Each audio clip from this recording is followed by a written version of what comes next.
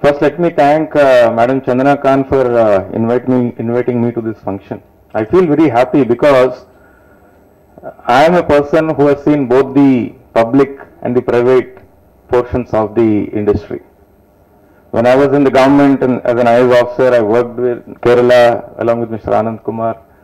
Madam Chandana Khan had a previous stint as the tourism secretary few years back. I was in Vizag as the vice chairman of Urban Development Authority when we did a lot of tourism activities. And now after I left the service and joined the GMR group, again I am in the travel industry, building airports, infrastructure, which Dr. Sujit Banerjee was mentioning. I just want to give you a different perspective in the 4 or 5 minutes which I would like to talk to you. One is when we talk about tourism, generally we think about leisure tourism. We talk about culture, we talk about the historical monuments, we talk about the beautiful landscapes what we have. But when Mr. Sujit Banerjee was mentioning about the potential and opportunity of tourism growth across the world and in India, there are other segments of tourism like health tourism, business tourism, and MICE segment where you can have conventions and exhibitions. I think Andhra Pradesh has a good opportunity to tap all those things.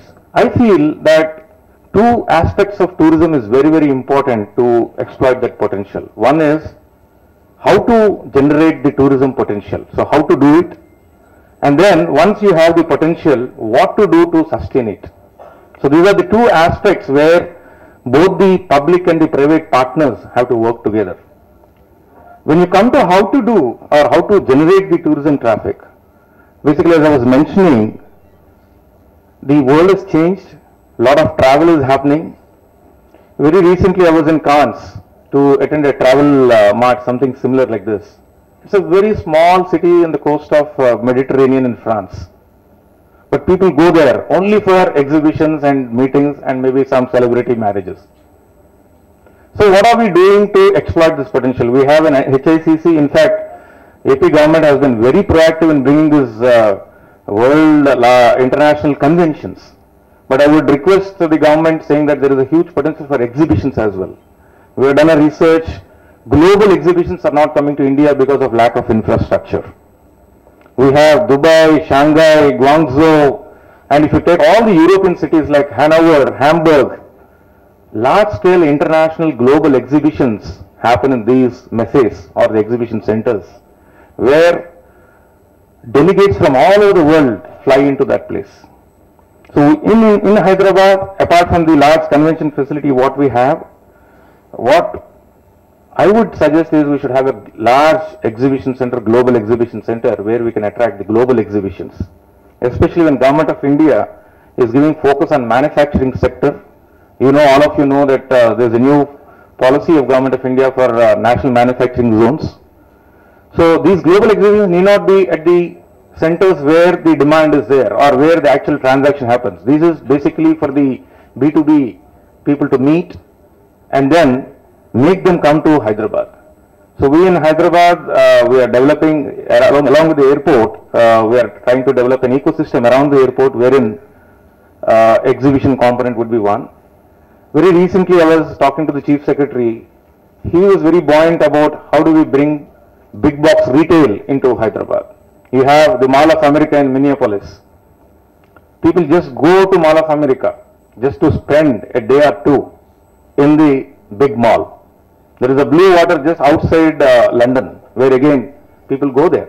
So with the recent FDI relaxation by Government of India, I think a big box destination retail very close to the airport would be a perfect example of creating new traffic, new tourism traffic. So what we are doing as a public-private partner, you know, the Rajiv Gandhi International Airport is the best example of how public-private partnerships can be successful. When we developed this airport, the government said this should be a landmark.